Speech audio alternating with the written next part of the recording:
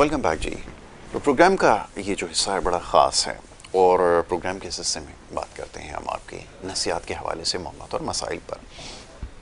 मैं हमेशा ये बात दोहराता हूँ, जैसे जिस्म के किसी भी हिस्से को कोई बीमारी लाक होती है, कोई मरज़ आपको लाक होता है, आप डॉक्टर से रुजू करते हैं। तब जब मामला आपकी सोच से मुतालिक हो, नफ्सियात से मुतालिक हो, तो उस वक्त हम डॉक्टर से रुजू नहीं करते, क्योंकि उसकी एक वजह यह है कि हमारे यहाँ आम ख्याल ये पाया जाता है कि अगर कोई शख्स नफ्सियात के डॉक्टर के पास जाता है तो वो पागलपन का शिकार है। तो यही तासुर ख़त्म करने के लिए, इसको ज़ाइल करने के लिए कोशिश कर रहे हैं कि हम अपना सिलसिला जारी रखें, जिसमें आपकी नफ्सियात के हवाले से मामला पर गुफ्तगू होती हैं।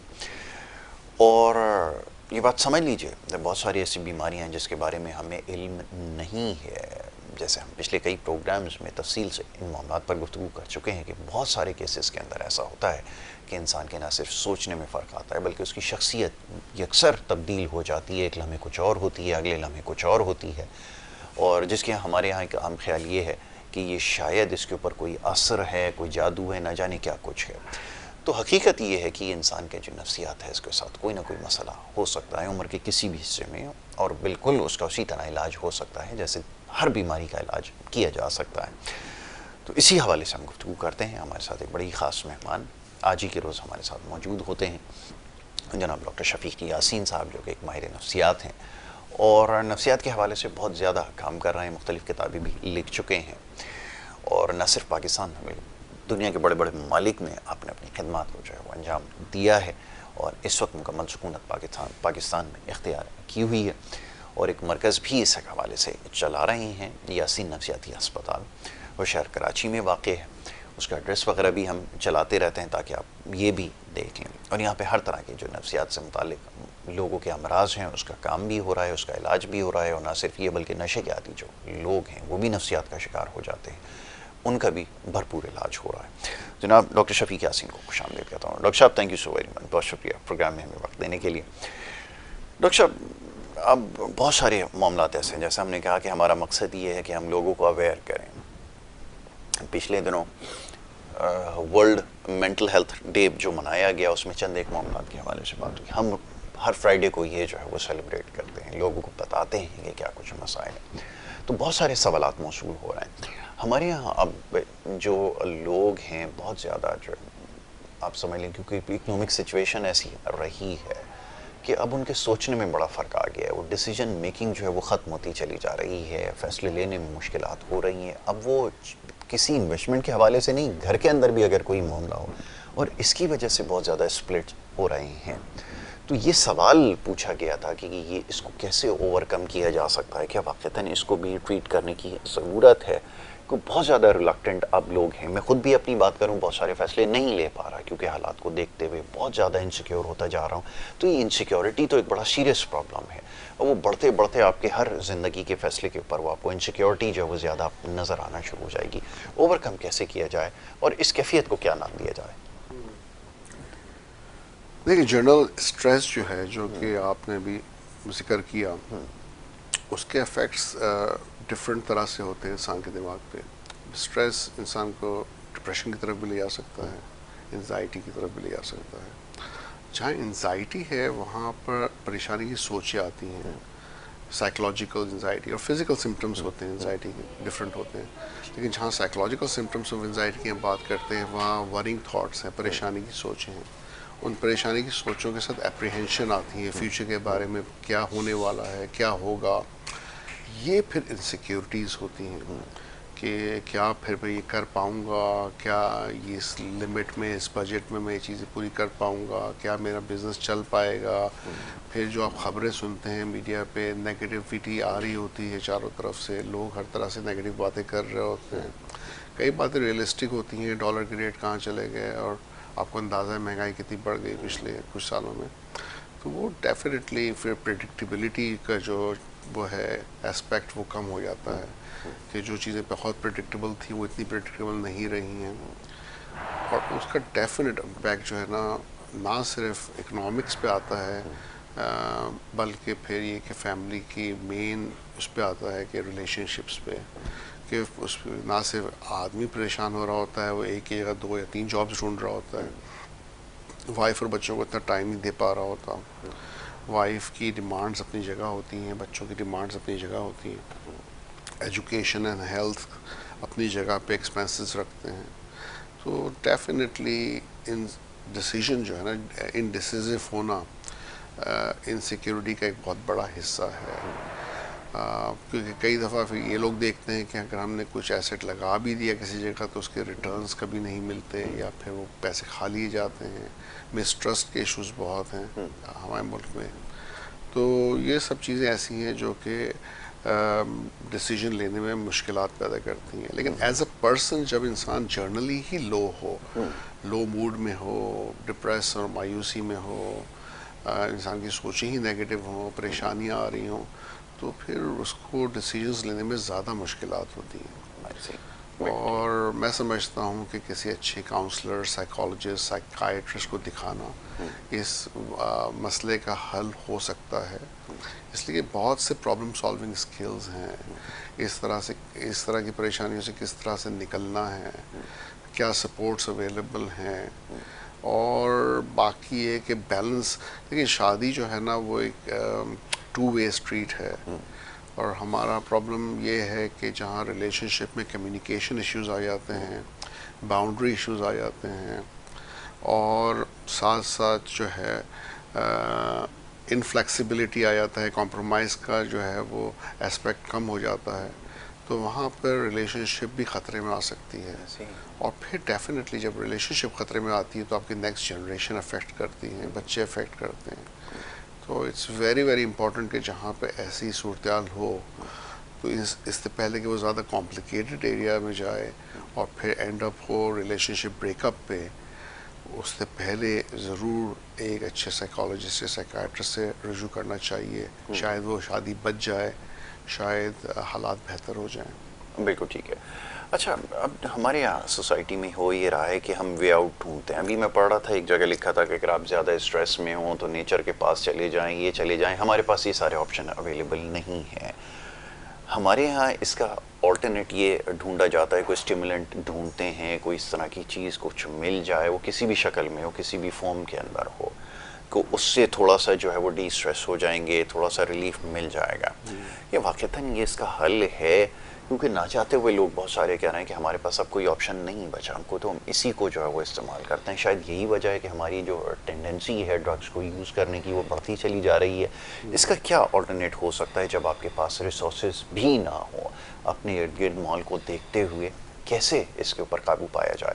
क्योंकि ये सवाल जो है ना, जो बहुत सारे क्वेश्चंस मौसूल होते हैं, उसमें मैंने जो चीज़ देखी है वो यही चीज़ हर कोई बता रहा है कि अगर उसके पास कोई ना कोई जस्टिफिकेशन है।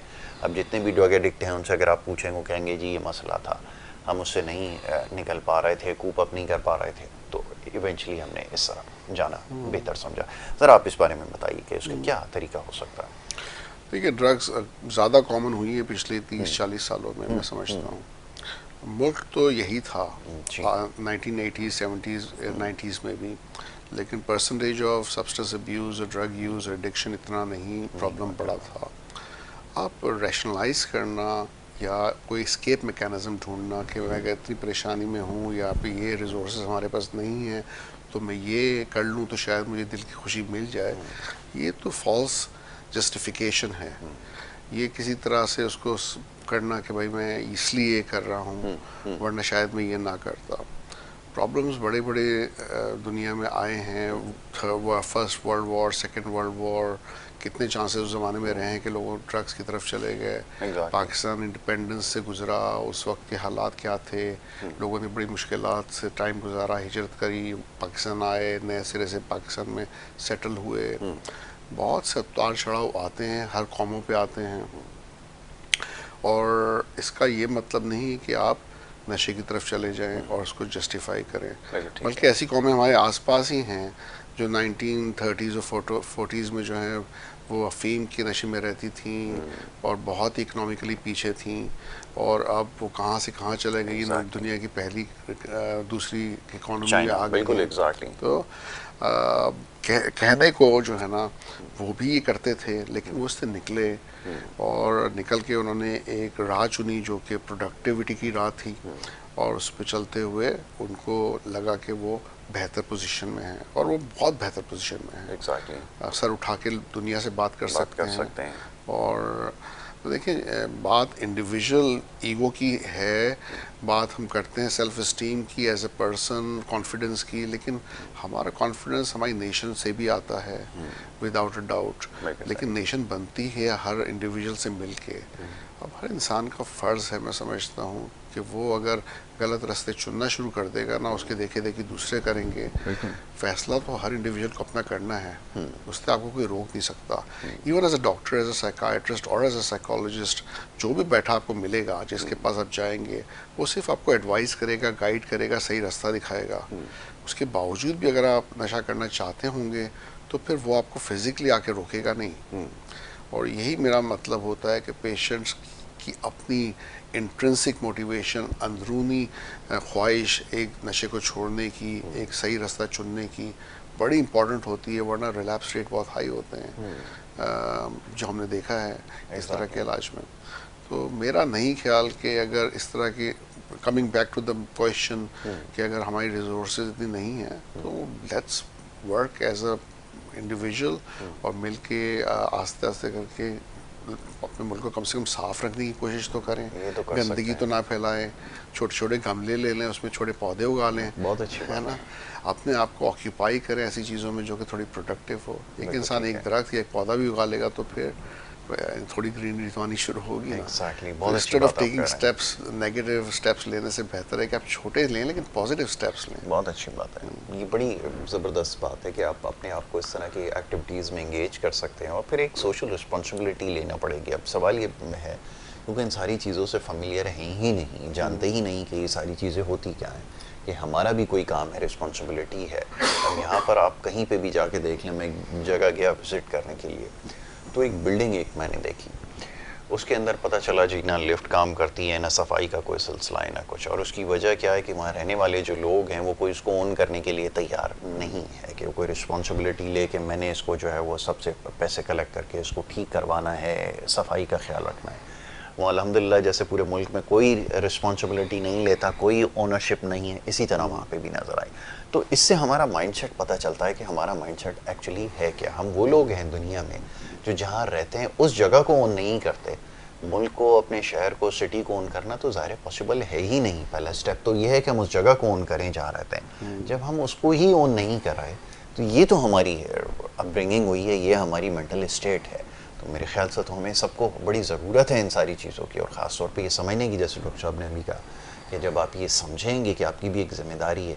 अब हमारी ज़िम्मेदारी सिर्फ इतनी रह गई है कि सुबह हमें घर से निकलना है, कमाने के लिए जाना है, वहाँ जो मसले मसाइल हैं वो कम हैं जो हम इसके बारे में भी सोचें। तो ये बाहर जो लोग रहते हैं ना, जिनकी हम सुबह से शाम तक अपने ड्राइंग रूम्स में बैठ के मिसालें दे रहे होते हैं कि वो ऐसे हैं, वो इतने पहुँचे हुए लोग हैं और वो है, उनकी लाइफ आपसे ज़्यादा मुश्किल है, चैलेंजिंग है। उनका काम करने का तरीक़ाकार, डॉक्टर साहब की जो ड्यूटीज़ रही हैं, मैं अक्सर बताते हैं तो मैं बड़ा हैरान रहता हूँ। यहाँ तो बड़ा आसान है काम करना, जब दिल चाहे काम करें, जब दिल चाहे ना करें। बाहर कुछ ऐसा होता है, हमसे ज़्यादा ही ऑक्यूपाइड होते होंगे। वो बड़े बिजी रहते हैं और बड़े खुशी से रहते हैं। खुशी से रहते हैं। क्योंकि देखिए, मैं बात अभी की नहीं कर रहा, मैं फर्स्ट टाइम ऑस्ट्रेलिया गया था 2000 में, मतलब 24 साल पहले की बात बता रहा हूँ। मेरा फर्स्ट एक्सपोजर था सिडनी में, मैं था सिडनी के आउट सबर्ब्स में, नारारा में मैं रहता था। और अभी घर में मूव हुए मुझे शायद महीना ही हुआ था। तो अड़ोस पड़ोस आ गए कि नहीं चलिए शफीक साहब आप भी आ जाए हमारे साथ, संडे का दिन था, छुट्टी का दिन। मैं क्या हो रहा है? तो कह रहे हैं सब ने फैसला किया कि साथ में जो क्रीक गुजरती है पानी की, उसमें ज़रा गंदगी है, वहाँ की बतखें जो है, मछलियों को ट्रबल हो रही है, तो वहाँ की आज हम लोग सोचा सफाई करेंगे। तो सब मिलके सफाई कर रहे हैं, आप भी ज्वाइन करते हैं। तो उन्होंने जी अपना सारा सफाई का सामान और लॉन्ग जो बूट्स होते हैं, जब पानी में जाएं आप तो आपको परेशानी ना हो, कपड़े इस तरह के कि आप चेंज कर सकें, सब तैयारी करके क्रीक पे गए हुए थे। जिसको काम करना था करे, जो थोड़ी बहुत सपोर्ट करनी थी करे। 15-20 लोग थे और शाम तक उन्होंने पूरा क्रीक साफ़ किया। ये नहीं कहा जी गवर्नमेंट की जिम्मेदारी है, इसकी ज़िम्मेदारी, उसकी ज़िम्मेदारी है। कहा हमारा क्रीक है, हमारे घर के पास से गुजर रहा है, यहाँ बतखें हैं, नेचर है, मछलियाँ हैं, हम अपनी चीज़ें खुद साफ़ करेंगे। साथ में उन्होंने पिकनिक का सामान भी किया हुआ था, घर से भी चाय कॉफ़ी वगैरह लेकर आए हुए थे, वहीं बैठे, वहीं खाया पिया। अच्छा, पड़ोसी भी मिल लिए साथ में कि चलो एक अच्छा संडे का दिन गुजर गया। मैं बड़ा हैरान, मैंने कहा अच्छा ऐसा भी होता है। हमारे मुल्क में तो ऐसा नहीं होता, तसव्वुर नहीं किया जा तस्वर ही नहीं सकता। किया था। अच्छा, वहाँ क्रिसमस मनाई जाती है जैसा आप जानते हैं, उसी साल फिर क्रिसमस आ गई। अच्छा, हमारा जो घर था वो एंड ऑफ द स्ट्रीट पे था, बिल्कुल जाके वहाँ स्ट्रीट ख़त्म हो जाती थी। तो एंड में जो ना तकरीबन जितने घर थे वहाँ के 15-20 घर, उसमें 2-3 तो पुलिस वाले थे और फिर कुछ जजेस, सेक्स वो थे, रिटायर्ड लोग थे, कुछ अलग अलग हर उससे कुछ बिजनेस में से ताल्लुक़ रखते थे। लेकिन उनका एक तरीका था कि वो टेबल और कुर्सियाँ रोड पे डाल देते थे और फिर आप हर एक से कहते थे जो आपको लाना है अपने घर से वो लेकर आ जाएं, it will be a street party on that evening. तो सारे नेबर्स जनाब जो जो घर से लेके आना था लाते थे, वहीं बैठते थे, सब मिलके बातें करते थे और जनाब अपना खाते पीते थे। तो मैं ये कहना चाह रहा हूँ कि एक सेंस ऑफ कम्युनिटी है कि ये जैसे हम बात करते हैं कि नेबर से ताल्लुकात, अपने पड़ोसियों के हकूक़, मुझे नज़र आया कि वहाँ पर ये सब चीज़ें थी। सफाई निस्फ ईमान है, हमारा मज़हब कहता है, वहाँ चलता है। सुबह उठते हैं, फजर के टाइम पे काम पे निकलते हैं, मेहनत करते हैं, शाम तक मेहनत करके जल्दी सो जाते हैं और बाहर का खाना कम से कम खाते हैं, घर के खाने खाते हैं। तो मैं समझता हूँ कि उन्होंने वो सब चीज़ें अपनाई हुई हैं जो हेल्थ के हवाले से, दिमागी सेहत के हवाले से, जिस्मानी सेहत के हवाले से और इवन स्पिरिचुअल सेहत के हवाले से कि जब आप कनेक्टिविटी आपके नेबर से, दोस्तों से, कम्युनिटी से अच्छी होगी ना तो आप खुश रहेंगे, एक दूसरे से सीखेंगे, एक दूसरे को सपोर्ट करेंगे। मुश्किल वक्त जब आता है ना तो वो फिर आपके आगे आते हैं, वो काम करते हैं, कम से कम प्रोवाइड करते हैं आपको support. Same applies to the government कि जब कोई अनएम्प्लॉयड हो जाता है, डिसेबिलिटी पे चले जाता है तो उसको पेंशन देते हैं। पेंशन आती कहाँ से कि आप प्रॉपर टैक्स भर रहे हैं, टैक्स भर रहे तो उसका एक परसेंटेज निकलता है जो कि इन्हीं कामों के लिए होता है, चाहे वो एजुकेशन हो, चाहे हेल्थ हो, चाहे वो इंफ्रास्ट्रक्चर हो या फिर किसी ऐसे इंसान की जो उस वक्त काम नहीं कर पा रहा है। अच्छा इसमें भी उन्होंने सिस्टम निकाला हुआ है कि जो काम नहीं कर पा रहा है फिजिकली या मेंटली, चाहे वो डिसेबिलिटी का कोई भी है, तो देखते हैं कि उसका पोटेंशियल क्या है। ऐसे लोग जो मैंने देखे जो डिमेंशिया के पेशेंट थे और लोग कह देंगे यार डिमेंशिया का पेशेंट अब तो ये काम नहीं कर सकता, लेकिन उनको मैंने टिल पे काम करते देखा है, उनको प्रैक्टिस करके कैलकुलेशन करवाई जाती है और उसके साथ एक असिस्टेंट खड़ा किया जाता है, देखेंगे वो गलती कर रहा है कि नहीं कर रहा, ताकि वो प्रोडक्टिव हो। ऐसे लोग मैंने देखे हैं जो कि बेसिकली हॉस्पिटल के दरवाजे पे खड़े होकर वॉलंटियरिंग कर रहे हैं कि भाई कोई आएगा तो उसको बताएंगे कैफेटेरिया किधर है, ओपीडी किधर है, डॉक्टर किधर मिलेगा, कौन से डिपार्टमेंट किस जगह पर है, फार्मेसी किस जगह पर है। फ्री में काम कर रहे हैं लेकिन गवर्नमेंट सपोर्ट कर रही है फॉर देयर डिसेबिलिटी, लेकिन उनसे काम ले भी रही है। ठीक है। और हल्का फुल्का काम जो कर सकें ताकि बिजी रहे। अब बात खाली दिमाग शैतान का घर होता है, मसला ये। अब हमारी जो अनएम्प्लॉयमेंट पॉपुलेशन है, सपोज वो कह दी कि अब हम नहीं कुछ कर सकते इसलिए हम अनएम्प्लॉयड हैं। अनएम्प्लॉयड होने का कतई ये मतलब नहीं कि आप कुछ नहीं कर सकते, आप कुछ ना कुछ ज़रूर कर सकते हैं और आपको चाहिए कि कोशिश करें, इवन वॉलंटरी वर्क देखें, कोई स्किल सीखें। देखिए एक्सेस टू इंटरनेट है, हम उसको टिकटॉक और ऐसे सोशल मीडिया पे ले जाके ज़ाया करते हैं जहाँ पर हो सकता है उसकी प्रोडक्टिविटी अच्छी नहीं हो, लेकिन लर्निंग पॉसिबिलिटीज़ तो बहुत ज़्यादा हैं। जो लर्न करना चाहता है, जो सीखना चाहता है, वो सीख के ही इंसान आगे निकलता है और फिर उसको क्यों अपॉर्चुनिटीज़ नहीं मिलेंगी, जॉब्स क्यों नहीं मिलेंगी अगर वो हार्ड वर्किंग होगा और लोग देखेंगे कि हाँ वो सीखना भी चाहता है, कुछ करना भी चाहता है, मेहनत करना चाहता है, तो ऑप्शंस हैं। नहीं, कल्चर तो डॉक्टर साहब हमने खुद भी ख़त्म कर दिया ना। अब हमारे यहाँ आप देखें कि शायद मैंने दुनिया में कहीं नहीं देखा कि फ्री के खाने खिलाए जा रहे हैं। रोड साइड के ऊपर आप जहाँ चले जाएं, बैठ जाएं खाना खाने के लिए, फ्री में खाना भी खिला देंगे, सब कुछ कर देंगे। तो प्रोडक्टिविटी ख़त्म होते होते होते होते बिल्कुल मुकम्मल तौर पे तबाह हो गई। अब मैं ज़्यादातर लोगों को देखता हूँ उनके लिए बड़ा आसान है, कुछ नहीं करना, सारे दिन आप जाके थड़ों के ऊपर, जगह मुख्तलिफ बैठे हुए, होटल्स के ऊपर सुबह से लेके शाम तक आपको बैठे हुए नज़र आएंगे। और वो बैठे हुए मुस्तकिल, उनके पास कोई काम नहीं है, उनको पता है खाना यहाँ पे मिलता है, हर 24 घंटे के अंदर वो सर्विसेज चल रही हैं, आप जाएं किसी वक्त भी खाना खा लें और बेहतरीन खाना मिल रहा है। जब आप सोसाइटी में इस तरह के कल्चर को प्रमोट करेंगे तो फिर यही नतीजा उसका इवेंचुअली निकलना है। तो ज़्यादातर जो मैं देख रहा हूँ, मैं ऑब्ज़र्व कर रहा हूँ, जो ये ड्रग एडिक्शन में जो लोग हैं जिनको घर से निकाल दिया जाता है, उनके पास जगहें बनी हुई है खाना खाने के लिए, सिर्फ नशे के लिए पैसे चाहिए तो कोई चीज़ छोटी मोटी चोरी करके या भीख मांग कर आसानी से। और हमारे यहाँ तो माशाल्लाह हम उनको स्ट्रेंथन भी कर रहे हैं, हमने इतनी बड़ी इंडस्ट्री एक बना दी है उसकी कि और तो हम कुछ नहीं कर सके। $42 बिलियन से ऊपर की इंडस्ट्री बन चुकी है, ये बैगिंग की भीख मांग मांग कर। $42 बिलियन, आई मीन आप सोचें रुपी टर्म में तो ये ट्रिलियन से ऊपर वो चला जाए, ये हाल है। यहाँ से खाना खिलाना अच्छी बात है, लेकिन उसका एक तरीका है ना। देखिए बाहर के मुल्कों में मील्स ऑन व्हील होता है। अच्छा, वो क्या करते हैं कि उनके पास कार्स हैं, एक प्रॉपर सिस्टम है, वॉलंटियर्स हैं, वो जाके असेस करते हैं कि इनको खाने की क्यों ज़रूरत है। वो डिसेबिलिटी है उनकी, वो खाना नहीं पका सक रहे हैं एज की वजह से, कोई डिसेबिलिटी की वजह से या प्रॉब्लम की वजह से, तो वो घर जाके खाना पहुंचा के उनको आते हैं रेगुलर। लेकिन वो रस्तों पे खाना ही नहीं खिलाते which is available for any बडी। यहाँ पे ये है कि आप जैसे आप बता रहे हैं स्किल्ड वर्कर्स हैं जो काम कर सकते हैं, या नशे हैं, या इस तरह के लोग हैं जो जाके कुछ जो मर्जी खा लें, उनको लगता है कि हमें ज़िंदगी को चेंज करने की ज़रूरत नहीं है। तो ये फिर वो गलत मैसेज जाता है कि फिर ये कि आगे जो काम नहीं भी करना चाह रहे वो और मज़ीद काम नहीं करना चाहते। जो वैसे दिहाड़ी पे लोग बैठे होते थे जो शायद 1000, 1200, 1500 पे काम करते, तब कहते थे हमें 2500, 3000 से कम काम ही नहीं करना, इसलिए कि हमें खाना वैसे ही मिल जाएगा, अगर हमें इतना दोगे तो काम करेंगे। और कई लोग वैसे ही उनको पैसे पकड़ा के चले आते हैं कि बेचारे बैठे हुए हैं तो उनको पैसे दे दो। बिल्कुल ऐसा ही। तो बात ये है कि बड़ा डिसऑर्गेनाइज्ड वे में जो है ना ये काम किए जा रहे हैं, और इसके कॉन्सिक्वेंसेस नहीं देखे जा रहे, जो कि आप सही इंडिकेट कर रहे हैं, बड़े नेगेटिव हैं।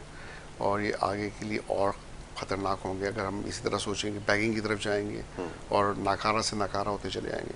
बिल्कुल ऐसा ही है, क्योंकि ये जो हमारे यहाँ ईजी एक्सेस है ना, हर किसी को हर चीज़ आसानी से अवेलेबल है, ये एक बहुत बड़ी वजह बन रही है। इसमें तो सबसे पहली रिस्पॉन्सिबिलिटी स्टेट की होती है कि उन सारी चीज़ों का रास्ता रोके। फिर दूसरा ये कि जो एंड यूज़र इसका है वो क्या सोच रहा है, क्या सोच के उन सारी चीज़ों को कंज्यूम कर रहा है, उसके अभी माइंड मेकअप करने की ज़रूरत है।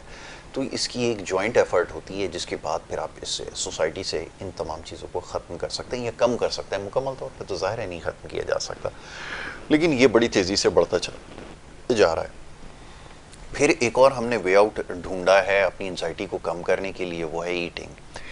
और कल मैं एक रिपोर्ट देख रहा था, उसमें ये देखा मैंने कि बड़ी तेज़ी से नौजवानों में, यंगस्टर्स के अंदर हार्ट अटैक जो है ना वो हो रहा है।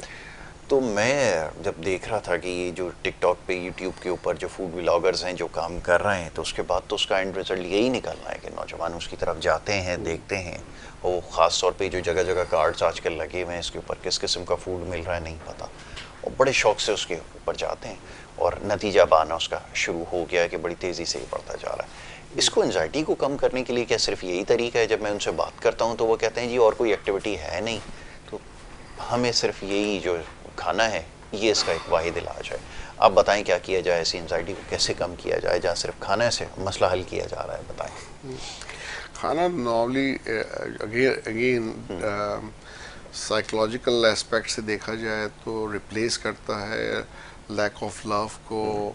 टेंशन नहीं किसी को मिल रही है, प्यार नहीं मिल रहा है, उसको कुछ खला महसूस हो रही है, तो खाने से वो खला को पूरा करता है। और हमारी सोसाइटी में आप सही कह रहे हैं बहुत ज़्यादा कॉमन होता जा रहा है कि लोग अनहेल्दी ईटिंग की तरफ ज़्यादा से ज़्यादा रुझान उनका बढ़ रहा है जी। और ब्लॉगिंग एक ज़रूर मेन वजह है, क्योंकि वो ज़ाहिर है जितना नज़र आएगा वो बिकता है, और जितना ज़्यादा दिखाया जाता है उसको चमका चमको करके बहुत मज़ेदार है जी खाने, तो लोग कहते हैं चलो लेट्स ट्राई इट। लेकिन लोगों का भी फ़र्ज़ है कि वो सोच समझ के डिसीजन लें और ये देखें कि बाहर के खाने ज़रूर शायद मज़ेदार हों, लेकिन किस क्वालिटी ऑफ क्या मटेरियल वो इस्तेमाल कर रहे हैं, क्या तेल इस्तेमाल कर रहे हैं। और देखें अभी कराची में क्या पूरे पाकिस्तान में जब देखें वायरस फैला होता है, लोग बीमार होते हैं। वजह है ना क्योंकि आप एक तो इतने बड़े क्राउड में, अभी ज़्यादा अर्सा भी नहीं है कोविड को देखें, 2020 को सब डिस्टेंस की बात करते थे, हाइजीन की बात करते थे, और अब सब भूल भाल के जो है ना, कोई डिस्टेंस नहीं, कोई हाइजीन नहीं, किसी इसका परवाह नहीं। अब जब तक बिल्कुल बड़े लेवल पे तलवार नहीं लटकेगी, मेरा नहीं ख्याल कि कोई इसको समझने को तैयार है कि ये चीज़ें कंटिन्यू होनी चाहिए कि आप अपनी हाइजीन का ख्याल रखें, अपना हाथ धोएं, अपना जिस प्लेट में खा रहे हैं वो कितनी साफ़ है, जो चीज़ खा रहे हैं उसको किस तरह की क्वालिटी की बनी हुई है। बिल्कुल। बल्कि मैं समझता हूँ कोविड के बाद तो शायद ये फूड पांडा और जो ये टेक अवे फूड्स का तो और मज़ीद काम बढ़ गया था, जबकि होना ये चाहिए था कि हाइजीनिक फूड की तरफ जाना चाहिए था लोगों एग्जैक्टली। को, ज़्यादा नेचुरल फूड की तरफ, फ्रूट्स हैं, वेजिटेबल्स हैं। और बहुत टाइम था लोगों को देखने के लिए कि क्या ऐसी चीज़ें हैं जो आपको बेसिक रिक्वायरमेंट है बॉडी को, आप खाते हैं बॉडी को हेल्दी रखने के लिए, माइंड को हेल्दी रखने के लिए। हाँ, बहुत मटेरियल मौजूद है इंटरनेट पे जो आपको बताता है कि दिमाग की हेल्थ के लिए कौन से फूड अच्छे हैं, लिवर को अच्छा रखना है तो कौन से फूड बेहतर हैं, किडनीज के लिए हाइड्रेशन कितनी इंपॉर्टेंट है और कौन से खाने पीने हैं जो किडनी को हेल्दी रखते हैं। Same about heart, very important कि हम बड़े का गोश्त और ये सब चीज़ें आपको पता है। डायबिटीज़ जिस तरह से पाकिस्तान में फैल रही है अच्छी तरह पता है लोगों की क्यों खाने में बाहर के इंपॉर्टेंट है कि नहीं खाए जाएं, कंज्यूम नहीं किए जाएं। ये सब खतरे देखते हुए और आसपास देखते हुए कि 20s में 30s में लोग मर रहे हैं अर्ली एज में और सडन डेथ हो रही है, सडन डेथ। तो फिर भी लोग समझ रहा हूँ कि वो आंखें बंद करके उसी पे चल रहे हैं, उसी रास्ते पे कि जो मिल रहा है खाओ जिस तरह से। अच्छा, रात को लेट आवर्स में निकल के खा रहे हैं, सुबह सुबह तक जाग रहे हैं, अर्ली आवर्स उठ नहीं रहे हैं। तो ये बहुत ही नेगेटिव है एक लाइफ स्टाइल जो कि बहुत फिज़िकल हेल्थ और साइकोलॉजिकल हेल्थ के लिए बड़ा ही डेट्रीमेंटल है। एग्जैक्टली। और इसको अगर ठीक नहीं किया जाए तो इसके भी इफ़ेक्ट्स बड़े ख़तरनाक होंगे। और मुझे अपना बचपन याद है, कराची तो सुबह 10 बजे तक खुल जाता था, 9:30 10 बजे तक दुकानें ओपन होती थी। अब मुझे नहीं लगता कि इतनी जल्दी कोई दुकानें खोलता है सुबह, नहीं खोलता। उनको पता है कि कोई कस्टमर ही नहीं आएगा तो क्या ज़रूरत है। एग्जैक्टली। अब उसके इफ़ेक्ट और इकोनॉमी पे भी आते हैं कि अगर लेट नाइट अब जब अंधेरे में लाइट्स जलेंगी और देर देर तक शॉप्स खोलेंगी तो इलेक्ट्रिसिटी का कंजम्पशन भी बढ़ेगा। जी। देखा जाए तो ना सिर्फ सेहत पे, इकोनॉमी पे भी अब तो पाकिस्तान को अच्छी तरह पता है कि वो किस पोजीशन पे है, हमें किस तरह से हालात सुधारने हैं, लोगों को पता है कि हम प्रॉब्लम्स में हैं, इकोनॉमिकली पीछे आ रहे हैं। तो ये सोचते हुए अगर सिर्फ यही चीज़ें चेंज कर दी जाए कि आप अर्ली सो जाएं, अर्ली उठें, अपनी सेहत का ख्याल रखें, बर्डन ऑन हेल्थ कम हो जाएगा। हेल्थ डिपार्टमेंट्स पे आप हेल्दी लाइफस्टाइल देंगे, बर्डन ऑन इलेक्ट्रिसिटी कम हो जाएगा। आप लोगों को प्रोवाइड करें साइकिल्स और ऐसी चीज़ें जो, और ऐसे पाथ प्रोवाइड करें कि लोग चल के काम पे जाएं, साइकिल्स पे जाएं। और ट्रैफिक जो है वो तो बहुत ही, और जहाँ खड्डे हैं, और कितने लोगों की मैं सुनता हूँ। अभी मेरे पेशेंट परसों बता रही थी कि वो आ नहीं सकी अपॉइंटमेंट पे इसलिए कि वो और उसके हस्बैंड और बच्चे जा रहे थे, बाइक खड्डे में गई और गिर गई और चोट लग गई, सारे बच्चों को चोटें लगी। तो यहाँ जो हो रहा है ना, दैट्स समझ से बाहर है। और जाहिर है फ्रस्ट्रेशन तो बढ़ रही है फिर आवाम की। तो ये ऊपर के लेवल का भी काम है कि सड़कों को ठीक करें, बिल्कुल ठीक है। सफाई का निज़ाम को थोड़ा बेहतर करें, थोड़ा सा बेहतर करें, ये उनकी भी जिम्मेदारी है। लोग एक सबकी इक्वल जिम्मेदारी है, सारे मिलकर इसमें कंट्रीब्यूट करते हैं। बहरहाल अभी ये सवाल जवाब का सिलसिला जारी रखते हैं। एक छोटी सी ब्रेक यहाँ पर लेनी है और ब्रेक के बाद जब वापस आएंगे तो मज़ीद कुछ सवालात हैं जो डॉक्टर साहब से किए जाएंगे। एक छोटी सी ब्रेक है, ब्रेक के बाद वापस आ रहे हैं। आप देखते रहिए हमारा प्रोग्राम।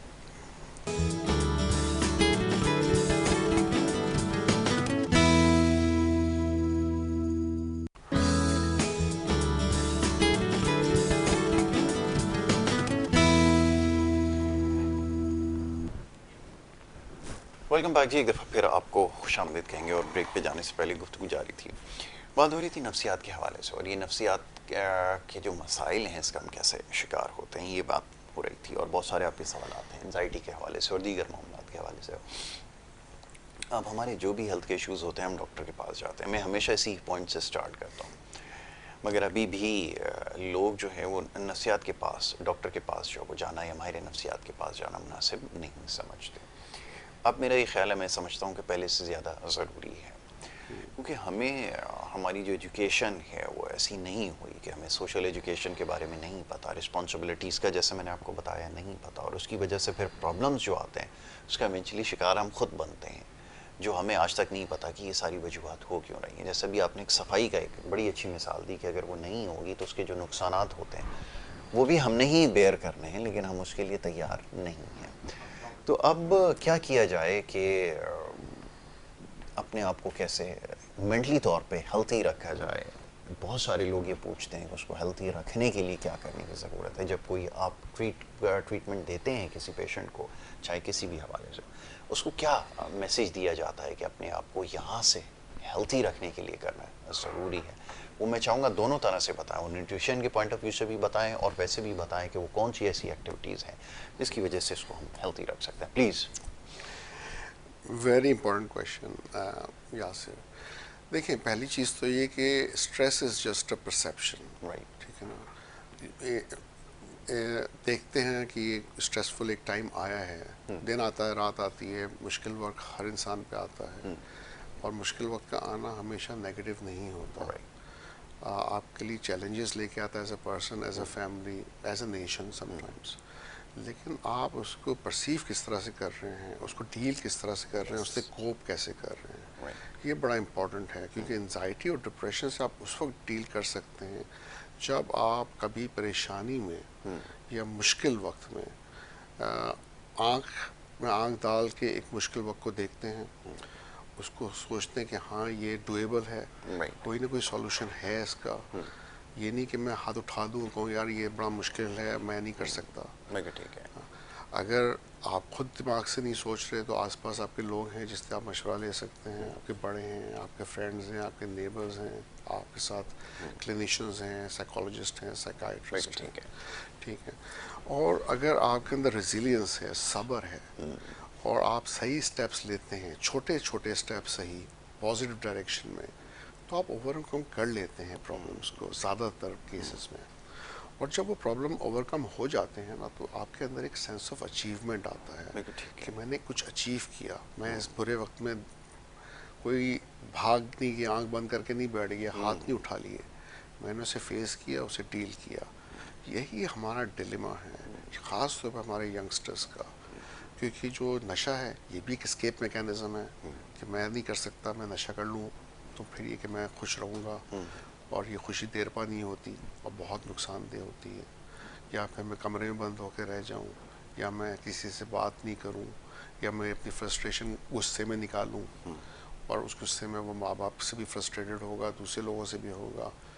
अब आज की यंग जनरेशन ये भी एक्सपेक्ट करती है कि माँ बाप इतनी फंडिंग कर दे कि हम कोई अच्छा बड़ा बिजनेस चला लें। मेरे पास ऐसे यंगस्टर्स आए हैं जो नशा करने लगे और कहते थे इसलिए भी हम नशा करते हैं कि माँ बाप ने सपोर्ट नहीं किया। देखिए, बात पुराने वक्त में, और मैंने लाइफ देखी है, बाहर की भी देखी है, पाकिस्तान की भी देखी है, ऐसे ऐसे वेस्टर्नर्स को देखा है। जो मेरा एक दोस्त था, उसकी वाइफ जर्मन थी, और वो बड़ी यंग एज में उसने शादी की, वो बड़ी यंग एज में आया था पाकिस्तान। तो वो कहती थी मैं डॉक्टर बनना चाहती थी, लेकिन मेरे बाप ने कहा तुम 16-17 साल की हो गई हो, जर्मन थी, अब तुम काम करो। She didn't take it negative, उसने काम किया। हाँ, वो डॉक्टर नहीं बन सकी, उसकी बाद में शादी हो गई, उसके अंदर थोड़ी रह गई खालिश। लेकिन बात यह है कि कोई भी पाथ अगर आप लेते हैं ज़िंदगी का, ज़रूरी नहीं कि आपने जो एक फिक्सेटेड पॉइंट पे रखा हुआ है कि मैं यही करूँगा, इसके अलावा कुछ नहीं करूँगा। वो आपको ऑल्टर करना पड़ता है अपने पाथ को वक्त के साथ साथ, जैसे जैसे हालात होते हैं। और कई दफ़ा एंजाइटी और डिप्रेशन इसलिए आता है कि आप फ्लेक्सिबल नहीं होते, आपके अंदर चेंज को बर्दाश्त करने की आदत नहीं होती। आप वही चाहते हैं जो मैं करूँगा तो यही करूँगा, वरना मैं कुछ नहीं करूँगा। या फिर रेजिलियंस या सब्र की कमी जो हमें नुकसान देती है। तो ये चीज़ें बाद में होती है कि जब आप ये चीज़ें नहीं कर रहे तो आपको आगे एंजाइटी नज़र आ रही है, डिप्रेशन नज़र आ रहा है, मायूसी नज़र आ रही है। कि ऑल्टरनेट ऑप्शंस क्या हैं कि या तो आप इस तरह के पाथ पे जाएं और कुछ डिफरेंट करें, और जॉब कर भी सकते हैं, और आपका आउटकम निकले, और फिर आप उससे खुशी हो, और फिर एक साइकिल बन जाती है। फिर आप एक नीचे के लेवल से ऊपर के लेवल पे आ सकते हैं आस्ते आस्ते। हमारे शॉर्टकट्स भी बड़े मसले हैं कि हम सोचते हैं कि बड़ी जल्दी से हर चीज़ हो जाए। जो चीज़ शायद एक ज़माने में 25 सालों में, 20 सालों में होती थी। अब एक डॉक्टर बनना भी कोई छोटा प्रोसेस नहीं है। जैसे आपने 9th 8th से जो है ना उसका करना है कि आपको पता है जब मैं मैट्रिक अच्छा नहीं करूँगा, मुझे इंटर में कोई अच्छे कॉलेज में एडमिशन नहीं मिलेगा, वो नहीं मिलेगा तो मैं मेडिकल कॉलेज में कैसे एंटर होऊंगा। फिर आप 5 साल जब पूरे करते हैं मेडिकल कॉलेज के, तो फिर आपको लगता है अभी तक मैंने कुछ नहीं किया, मैंने पोस्ट ग्रेड तो किया नहीं है। तो आपकी फिर और लंबी, it's a marathon, education is a marathon, चाहे वो मेडिकल की हो कोई भी हो। अगर आप सब्र से काम लेके ग्रेजुअली हर स्टेप आस्ते आस्ते करते हैं तो आप एक लेवल पे पहुंचेंगे जहां आप लोग आपको इज्जत भी देंगे, आपकी शायद फाइनेंशियल आउटकम्स भी बेहतर होंगे, और ये कि आपके ज़िंदगी में एक पर्पस भी आएगा कि आप एक चीज़ कर रहे हैं जिससे आप जो चीज़ आप करना भी चाहते थे या नहीं करना चाहते थे, कुछ ऑल्टर्ड ऑप्शन किया, लेकिन उससे कोई पॉजिटिव आउटकम आ रहा है अपने लिए और लोगों के लिए। लोगों के लिए एग्जैक्टली। देखिए, जब वो आएगा तो ऑटोमेटिकली आपके अंदर एक सेटिस्फेक्शन आएगी, और वो बिल्कुल ठीक। सेटिस्फेक्शन जो है ना, वो एंटी एंजाइटी है, एंटी डिप्रेसेंट है सबसे बढ़ के। बिल्कुल ठीक ठीक है, आपके दिमाग में वो कॉन्फ्लिक्ट्स ख़त्म हो जाएंगे कि हम असल में अपने अंदर से ही लड़ रहे होते हैं, अपनी सोचों से लड़ रहे होते हैं, जी। और लड़ते ही रहते हैं, करते कुछ नहीं है। नहीं करते, ये है बात, बिल्कुल ठीक है। ओवर थिंकिंग क्या है? ओवर थिंकिंग की वजह ये कि आप बैठे हो सोच रहे हैं और आपके दिमाग में सोचें चल ही रही हैं, चल ही रही, चल रही हैं, लेकिन प्रैक्टिकली आप कुछ नहीं कर रहे हैं। जैसे ही आप प्रेजेंट में आ जाएंगे ना और आप कुछ करना शुरू कर देंगे, यस, तो आपकी ओवर थिंकिंग खत्म हो जाएगी। बिल्कुल ठीक है। रात को लेटे हुए हैं, सोच रहे हैं, सोच रहे हैं, सोच रहे हैं, नींद नहीं आ रही, नींद नहीं आ रही, नींद नहीं आ रही, उससे प्रोडक्टिविटी आपकी वैसे ही ख़राब हो रही है नेक्स्ट डे की, और ओवर थिंकिंग आपको और मज़ीद तंग कर रही है। तो ये सोचने की ज़रूरत है कि क्या करना चाहिए, ये नहीं कि क्या नहीं करके आप उसको स्केप में और ऐसे रास्ते पे निकल जाएं जहाँ पे आप इजी करते हैं, और शॉर्टकट में आपने नशे में और शराब में और गलत सोबतों में, दोस्तों में टाइम ज़या किया, बिल्कुल ठीक और है। फिर आप पछताएंगे। टाइम एक दफ़ा चले जाता है, फिर ये टाइम वापस नहीं आता है। तो ये बहुत ज़्यादा जो रात को ख़ास तौर पे ओवर थिंकिंग का शिकार होते हैं, इमीडिएटली उनको क्या करना चाहिए कि वो फ़ौरन से काम करें तो ये सिलसिला रुक जाए? कि बहुत दफ़ा ऐसा होता है टाइम्स कि मैं खुद भी बहुत ज़्यादा ओवर थिंकिंग का शिकार होता हूँ। मैं चाहता हूँ, एक दफ़ा मैसेज दिमाग को देता हूँ कि ये इसकी ज़रूरत नहीं है सोचने के लिए, थोड़ी देर बाद वो सिलसिला दोबारा शुरू हो जाता है। उसमें क्या करना चाहिए? क्या वो फ़ौरन आदमी सोने की कोशिश करे या कैसे उसका रास्ता रोके, ये भी बताएं ज़रा। देखिए, ओवर थिंकिंग से निकलने का सबसे इजी तरीका है कि आप कोशिश करें आप प्रेजेंट में आ जाएं। ठीक है। ओवर थिंकिंग क्या है? ओवर थिंकिंग में या तो आप फ्यूचर के बारे में आप सोच रहे हैं, परेशान हो रहे हैं, या पास्ट की कुछ ऐसी चीज़ें गुजरी हैं एग्जैक्टली। उसके बारे में, या हो सकता है आपने स्क्रीन टाइम में कोई ऐसी चीज़ें देखी हो टीवी पे या मोबाइल फ़ोन पे जिसके बारे में आपका दिमाग चल रहा है। हो सकता है सोने से पहले आप मिडिल ईस्ट की खबरें पढ़ रहे हों या पाकिस्तान की इकोनॉमी पढ़ रहे हों, और सोच रहे हो यार कल कौन इलेक्शन यहाँ होना है, कोई नया लीडर आना है कि नहीं आना है, क्या पता मिडिल ईस्ट में कोई अटैक हो जाए और कोई मसला हो जाए। तो नेगेटिविटीज़ जो न्यूज़ से आ रही होती हैं, जो आप अभी अपने दिन में बातें सुनी होती हैं, वो सब सोच रहे होते हैं। आप अगर प्रेजेंट में आ जाएं, आप महसूस करें कि हाँ मैं इस वक्त इस तकिए पे लेटा हूँ, मैं फ्रेश मूड में हूँ, मैं कोई लाइट म्यूज़िक के बारे में सोच रहा हूँ, या आपने कुरान की आयतें पढ़ ली हैं, प्रेजेंट में आ गए कि हाँ अल्लाह ताला का शुक्र है कि मैं इस वक्त ठीक हूँ, मेरे पास दो हाथ हैं, दो पाँव हैं, दो आँखें हैं। उन चीज़ का शुक्र अदा करें जो आपके पास है, उस चीज़ के बारे में परेशान ना हो जो आपके पास नहीं है। नहीं। क्योंकि हम में बहुत बड़ा डेफिसिट ये भी है एज इंसान कि हम नाशुक्रे होते जा रहे हैं। तो वो ओवर थिंकिंग के खिलाफ जाएगा, आपको ओवर थिंकिंग से निकालेगा। आप लेटेंगे, आप सुकून में आएंगे, सुकून में आएंगे, आप प्रेजेंट में होंगे। आप ये महसूस करेंगे मैं सांस ले रहा हूँ तो मैं कैसे फील कर रहा हूँ सांस लेते हुए, जब मैं आसपास का एनवायरनमेंट देख रहा हूँ कैसा है, लाइट्स मध्यम है, कोई शोर शराबा नहीं है, मैं अच्छी बेड शीट्स लेके लेटा हुआ हूँ, मैंने अच्छा पानी का गिलास या दूध का गिलास पिया है, अभी शावर लेके निकला था, और अच्छी अच्छी सोचें, जब पॉजिटिव सोचें आपके दिमाग में प्रेजेंट के बारे में आएंगी ना अभी की, तो फिर ऑटोमेटिकली आप ड्रिफ्ट टू स्लीप हो जाएंगे, नींद आ जाएगी, ओवर थिंकिंग ये खत्म हो बड़ी जाएगी। अच्छी चीज़ है, लोग इसका शिकार होते हैं, उसके लिए एंटी डिप्रेसेंट या और इस तरह की बहुत सारी चीज़ें जो है वो लेना शुरू करते हैं। ये किसी हद तक तो डॉक्टर साहब ज़्यादा बेहतर बता सकते हैं कि कोई मसले का हल हो सकता है, लेकिन ये भी केस टू केस वेरी करता है। अब हर शख्स अगर इसको वे आउट बना लेगा तो फिर एक दफ़ा या दो दफ़ा तो शायद ये काम कर जाए, लेकिन फिर तीसरी दफ़ा ये शायद काम ना करे, जो कि अमूमन देखा जाता है कि वो ज़्यादा मैं सोच रहा था इस वजह से मैंने कोई एंटी डिप्रेसेंट लिया या कुछ लिया, और वो हाईली एडिक्टिव है। लेकिन वो हमारे यहाँ शायद इस चीज़ को ही अक्सर नज़रअंदाज किया जाता है। बहुत सारे लोगों से जब मैंने बात की तो एंटी डिप्रेसेंट क्यों ले रहा है उनको खुद नहीं पता, वो यही है ज़्यादातर लोग, वो जी चीज़ सोच बहुत तंग कर रही थी उसको ओवरकम करने के लिए sir, you know, an easiest way. तो अब ये बताइए क्या करें, वो जो खास तौर पर एंटी डिप्रेसेंट के ऊपर है, वो चाहे भी तो उसको नहीं वो छोड़ पा रहा है। बहुत सारे लोग कहते हैं अब जी हमसे ये नहीं वो छूटती, तो क्या किया जाए फिर, ये बताइए। देखिए, दो तीन फैक्टर्स तो बड़े इंपॉर्टेंट है, वैसे तो बहुत सारे फैक्टर्स हैं, लेकिन देखिए डिप्रेशन की तीन कैटेगरीज हैं in terms of severity. Right. Mild है, मॉडरेट है, सीवियर है। जहाँ सीवियर डिप्रेशन है ना, और इतने ज़्यादा सिम्टम्स हैं कि आपकी फंक्शनिंग अफेक्ट हो रही है, कि आप काम पे नहीं जा पा रहे, आपकी रिलेशनशिप अफेक्ट हो रही है, आप सही फैसले नहीं कर पा रहे, आपकी जजमेंट सही नहीं है, वहाँ पे डेफिनेटली आई वुड से कि एंटी डिप्रेशन की ज़रूरत है, कि उसके साथ रिस्क भी एसोसिएटेड होता है, कई दफ़ा खुदकुशी के रिस्क होते हैं, और गलत फैसलों में रिलेशनशिप टूट जाती हैं, और बच्चों पर बड़े नेगेटिव इफेक्ट होते हैं, ख़ानदान पे नेगेटिव इफेक्ट होते हैं। जब माइल्ड या फिर मॉडरेट डिप्रेशन या एंजाइटी है, वहाँ पर चांसेस हैं, और इन्वायरमेंटल रीजंस हैं उसके, ख़ास तौर पे ये देखना ज़रूरी है कि पहले नहीं था, ये इश्यूज आए, कोई ब्रेकअप हुआ, किसी की फैमिली में किसी करीबी की डेथ हुई, या फिर कोई घर चेंज किया, या कहीं कोई कॉन्फ्लिक्ट अदर आ गया, तो वो बातों से, समझने से, प्रॉब्लम सॉल्विंग से आस्ते आस्ते डील हो जाते हैं। जब तक वो कॉन्फ्लिक्ट है ना, वो रिजॉल्व नहीं होंगे दिमाग के अंदर, आपकी नींद भी सही नहीं होगी, आपकी परेशानियां भी रहेंगी, आपके अंदर का गुस्सा बॉटल अप रहेगा, वो आप निकालेंगे नहीं। अच्छा, गुस्सा क्यों हराम है इस्लाम में? गुस्सा सबसे ज़्यादा उसको नुकसान देता है जो गुस्से में होता है। और जब आप एक दफ़ा गुस्सा रिलीज़ कर दिया ना, किसी को माफ़ कर दिया, तो आप देखिएगा कि सबसे ज़्यादा खुशी आपको होगी, उसको कोई फ़र्क नहीं पड़ेगा जिसको आपने माफ़ किया है। बिल्कुल सही, बहुत अच्छी बात है। तो बात ही कि आपने ये जो इमोशंस अंदर दबा के रखे हुए हैं ना किसी के खिलाफ, कोई भी हो, वो सबसे ज़्यादा नुकसान आप खुद ही कर रहे हैं।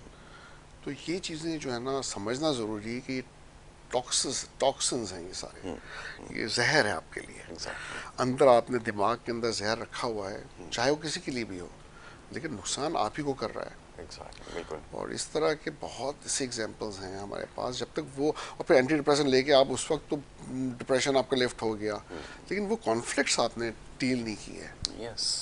तो फिर जैसे ही आपने दवाई बंद की, वो कॉन्फ्लिक्ट्स तो अपनी जगह पे है ना, तो फिर दवाइयाँ फिर ज़रूरत पड़ती है, फिर ज़रूरत पड़ती है। तो रूट कॉज पे जाना ज़रूरी है। Very right. ठीक है। अच्छा, एक अगर रूट कॉज ये है कि देयर इज नो कॉन्फ्लिक्ट, और कोई परेशानी नहीं, एनवायरमेंटल कोई इश्यूज नहीं है, लेकिन बायोलॉजिकल ड्रिवन है, जिसका मतलब है कि जेनेटिक वर्नरेबिलिटी है, फैमिली हिस्ट्री है। अब ऐसे ऐसे यंग प्लेयर्स जैसे वसीम अकरम को ले, उनको डायबिटीज़ थी बड़ी यंग एज में, एथलीट, और कई लोग एक्सरसाइज करते हैं लेकिन डायबिटीज़ नहीं रोक सकते, जिसको होनी होती है उसको होती है। हो इसी जाती तरह है। जिसको डिप्रेशन होना होता है ना, उसको होता है। होता है। और जेनेटिक ड्रिवन है ना, तो फिर दवाइयों की ज़रूरत है ऐसे। फिर sometimes they need medication for the life time, लेकिन केस टू केस में डिफरेंस आता है। एग्जैक्टली। जहाँ इन्वायरमेंटल ड्रिवन डिप्रेशन है, एंजाइटी है, वहाँ मैं समझता हूँ प्रोग्नोसिस भी बेहतर है। राइट। अनलेस के इन्वायरमेंटल ड्रिवन एंजाइटी डिप्रेशन आपको नशे में ले गया, और नशे ने फिर मजीद डैमेज कर दिया ब्रेन और न्यूरो जी। केमिकल को, फिर कई दफ़ा वो डैमेज भी नहीं ठीक होता। इरिपेरेबल होता है वो, बिल्कुल ऐसा ही है कि उसको। इसलिए नशे की तरफ जाते हो तो 10,000 दफ़ा भी सोचें कम है। ये इसका वे आउट नहीं है, नहीं बार बार इसके ऊपर जोर देते हैं, किसी भी सूरत में, चाहे तीनों में से कोई भी कंडीशन आपकी हो, ये वे आउट नहीं है। और इवेंचुअली इसका स्टार्ट ऐसे ही होता है कि पहले जब हम इसकी तरफ जाते हैं तो ये सोचते हैं कि जी चलें, ये फिल वक्त हमें जो है वो उससे निजात दे देगा, कभी कभार कर लेने में कोई हर्ज नहीं है। फिर उसकी इंटेंसिटी और क्वांटिटी दोनों बढ़ती चली जाती है, और फिर वो होते होते होते सीरियस एडिक्शन की तरफ जब जाता है, फिर डैमेजेस जो हैं वो बहुत ज़्यादा हो जाते हैं, और कभी कभार एक टाइम ऐसा भी होता है कि वो रिपेरेबल हों, उनको नहीं ठीक किया जा सकता। तो ऐसी सिचुएशन से बचें। और अगर आपके इर्द गिर्द ऐसे लोग हैं, मैं बात दोहरा देता हूँ, फिर डॉक्टर साहब के पास ऐसे पेशेंट्स जो है वो आ रहे हैं, और उनको ट्रीट भी किया जाता है, उनको ठीक भी किया जाता है, और उनके हॉस्पिटल में बहुत सारी ऐसी फैसिलिटीज़ हैं जो पाकिस्तान में कम जगहों पर जो है वो दी जा रही हैं। तो इससे जो है वो बेहतर ये है कि आप डॉक्टर से पहले अपॉइंटमेंट ले लें और रब्ता कर लें। अगर कुछ पेशेंट को लाने में कोई प्रॉब्लम है तो डॉक्टर साहब ऐसी सूरत में क्या किया जा सकता है, ज़रा लास्टली ये भी बता दें। देखिए, किसी को लाने में अगर डिफ़िकल्टी है तो उसकी one of the main reason जो मैंने देखी है वो ये है कि पेशेंट बिल्कुल ही उसकी जजमेंट या उसके फैसले सही नहीं हैं, या वो एग्रेसिव हो रहा है, या बहुत साइकोटिक है और उल्टी सीधी बातें कर रहा है, सेंस में नहीं है, और फैमिली के लिए ख़तरा है या अपने लिए ख़तरा है, जिसमें वो सुसाइड कर सकता है या एग्रेसिव हो सकता है। उसमें ये कि हमारा टीम है, एस्कॉर्ट टीम है, 2 स्टाफ हैं, प्लस ड्राइवर है, गाड़ी जाती है, इंजेक्टेबल्स लेके जाती है, पहले बातों से कोशिश की जाती है उसको समझाएं, Yes. और अगर वो नहीं मानता तो इंजेक्टेबल्स दी जाती है, थोड़ा सेडेट किया जाता है ताकि पेशेंट थोड़ा नींद में आए, रिलैक्स हो जाए। Exactly. गाड़ी में लेके आया जाता है उसको, उसको प्रॉपर असेस किया जाता है, फिजिकल असेसमेंट होता है उसका, और यूजली फिर उसको एडमिट किया जाता है। अच्छा। क्योंकि वो घर पे भी दवाइयाँ नहीं खाएगा, बहुत एग्रेसिव है, उसके अंदर इंसाइट नहीं है, समझ नहीं है कि उसको दवाइयाँ खाने की ज़रूरत है। Negative. जब उसको 2-3 हफ्ते दवाएं दी जाती है तो ऑटोमेटिकली जब वो उस फेज से निकलता है तो वो सही फैसले करने लगता है, दवाइयाँ खाना शुरू करता है, वो ठीक रह भी सकता है। अच्छा डॉक्टर साहब, thank you so very much, बहुत शुक्रिया कि आप प्रोग्राम में आए, बड़ी अच्छी गुफ्तगू आपके साथ रहती है, बहुत कुछ समझने का मौका मिलता है जो इस वक्त सबसे ज़्यादा ज़रूरी है। तो नफ्सियात के हवाले से जो भी आपके मसाइल हैं, हम सब के जो मसाइल हैं, उसके ऊपर हम बात करते रहेंगे, आपको अवेयर करते रहेंगे। यहाँ पर हमारे प्रोग्राम का वक्त जो है वो ख़त्म हुआ चाहता है, आपसे इजाज़त लेनी होगी, नेक्स्ट टाइम इंशाल्लाह आपसे मुलाकात होगी। मोहम्मद यासिर और हमारी टीम को भी इजाज़त दीजिए। अल्लाह।